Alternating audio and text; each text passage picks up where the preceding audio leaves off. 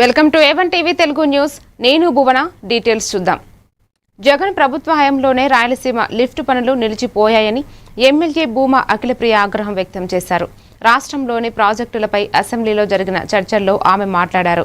అనుమతులు లేకుండా రాయలసీమ లిఫ్ట్ పనులు ఎందుకు మొదలు పెట్టారని అఖిలప్రియ ప్రశ్నించారు.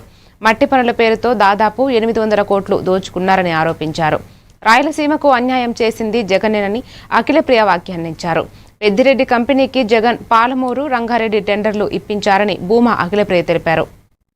మాట్లాడుతున్న వైసీపీ నాయకులకి అధ్యక్ష, ఈరోజు కేవలం మట్టి పని చేసి 800 కోట్ల రూపాయలు బిల్స్ డ్రా చేసుకొని కమిషన్ల కోసం కక్కుర్తిబడి ప్రాజెక్ట్ ని మొదలు పెట్టారు అధ్యక్ష. ఇది మొదలు పెట్టే రోజు వాళ్ళకు కూడా తెలుసు, ఇది మధ్యలోనే ఆగిపోతుందని తెలిసి కూడా ఎన్జిటి వాళ్ళు అబ్జెక్షన్ పెడతారని తెలిసి కూడా ఈ ప్రాజెక్ట్ ని మొదలు పెట్టారు అధ్యక్ష.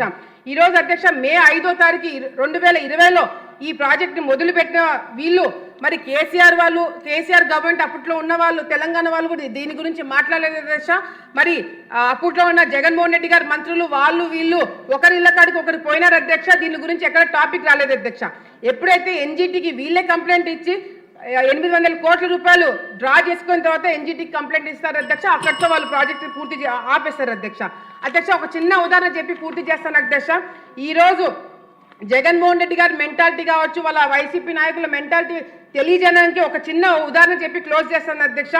తెలంగాణ ప్రాజెక్ట్ ఏదైతే పాలమూరు రంగారెడ్డి ప్రాజెక్ట్ ఏదైతే రాయలసీమ వాసులకి మరణ శాసనం అని చెప్పిన వైసీపీ నాయకుల అధ్యక్ష చాలా పెద్ద మాటలు మాట్లాడినారు అధ్యక్ష.